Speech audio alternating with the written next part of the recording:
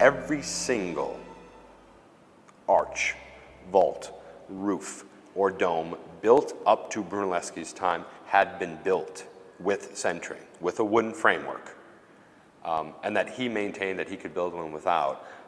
That's a rather astonishing claim.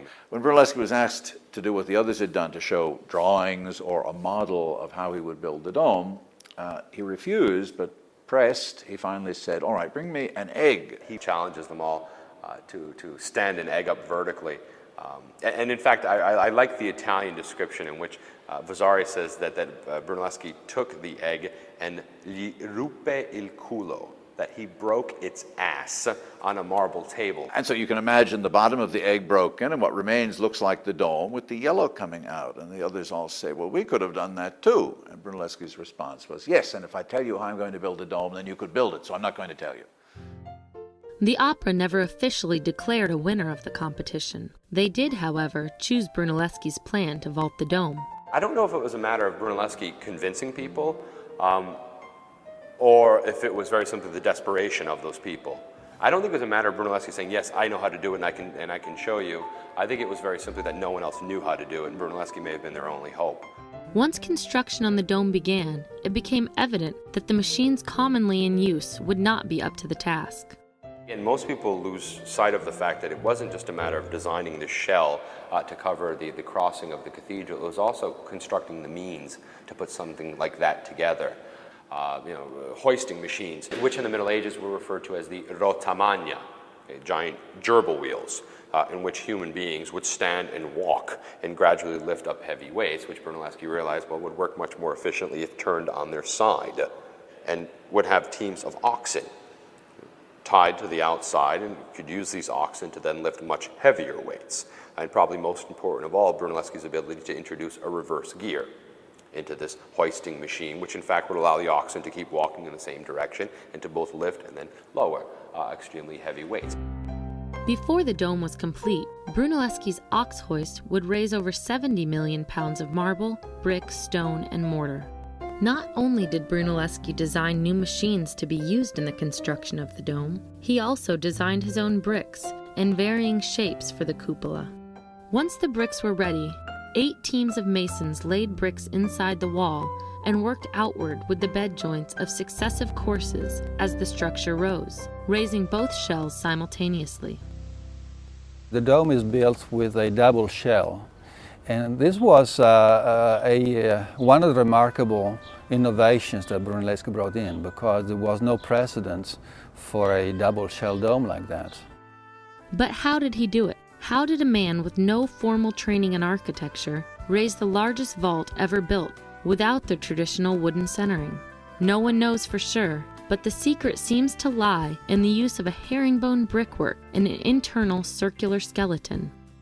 This herringbone masonry coursing that Brunelleschi devised was part of his concern about being able to build a dome which had the largest span, or close to the largest span in the world, as much as the Pantheon, without having to use scaffolding that would support the incompleted dome from the ground up. As part of that solution, he devised a type of herringbone pattern. So that one allows the bricks to interlock with each other in a much more stable way than if you use brick laid in a conventional way with horizontal coursing. Brunelleschi's herringbone pattern locked each row of 5 bricks into the vertical bricks on either side of them, essentially acting like bookends, keying the new layer of brick to brick at the completed, self-sustaining layer beneath. Brunelleschi also designed the dome with an internal circular skeleton, over which the octagonal structure of the dome would take shape.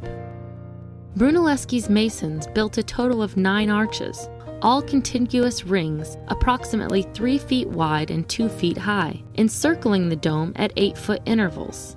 These 9 rings were disposed around the shell's circumference, thickening at its corners and rendering the outer shell self-sustaining by preventing it from collapsing inward. Unlike so many of his contemporaries, Filippo Brunelleschi lived to see his life's work completed. 16 years is no time.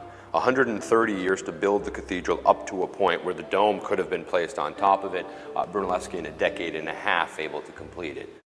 Brunelleschi died at home on April 15, 1446. Funeral rites were held at Santa Maria del Fiore, and thousands of mourners came to pay their last respects. He was laid to rest a month later in a modest tomb under the south side of the cathedral. To be interred in the cathedral was a great honor. The only other person buried in Santa Maria del Fiore was Saint Zenobius, the cathedral's patron saint. Today, tourists may not be as familiar with the story of the dome as Brunelleschi's contemporaries would have been, but the dome still means a great deal to Florentines. Yes, Florentines are still very, very proud of the cathedral. I would say yes, it's still the representative monument, and perhaps even more than the town hall. So yes, they love it, and they feel that it says something about their historical identity. It is definitely difficult not to use the dome to promote Florence, especially if you want to have people see how beautiful the environment is, not just the single work of art, but this city in its complex. The whole cathedral is subjected twice a year to a close-up check. There are a group of craftsmen working with stone, scalpellini in Italian, whose work is to keep in good state all the stonework and the mason work of the cathedral, the tower bell, and the dome. There's an institution organized and devoted to maintaining the beautiful organism of the cathedral alive.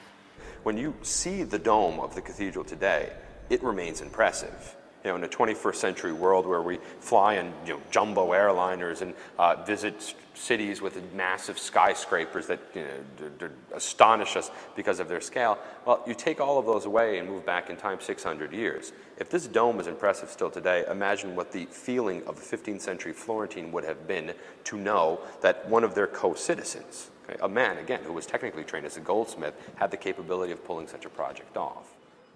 The story of the Dome of Santa Maria del Fiore is one of history's most precious treasures.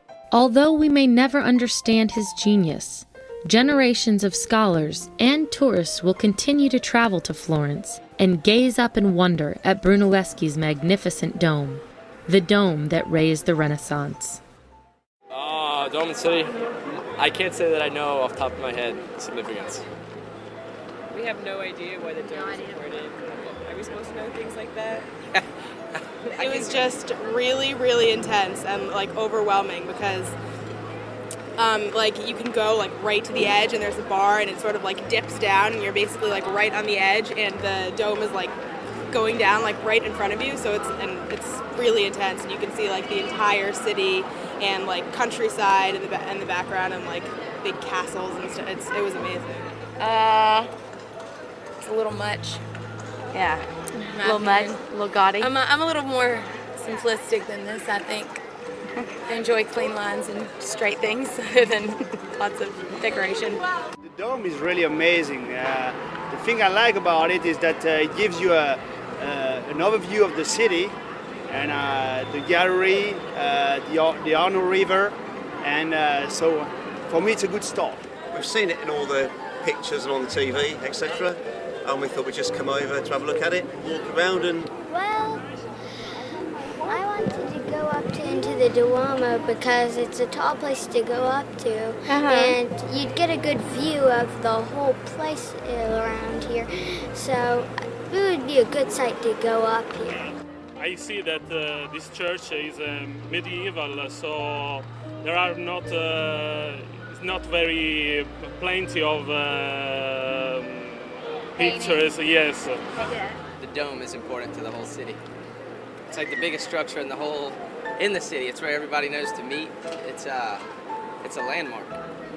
Yeah, it's definitely breathtaking. Everyone that comes here to see the Duomo. It's one of the most popular tourist attractions here. So. I was just telling my wife that the interior was a little bit. It was huge. It was beautiful in regards to the architecture. The outside's incredible in regards to the architecture and all the detail that they put into it.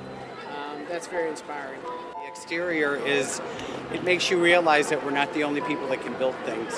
Well, I had read Brunelleschi's dome, so I knew it was the first dome built since, the ancient times, and that it was inspired by the Pantheon, and that Brunelleschi built it without scaffolding, which was pretty incredible, and had people hanging out there on wood scaffolding, and that it was a double dome, so that I really wanted to walk inside and see the vista.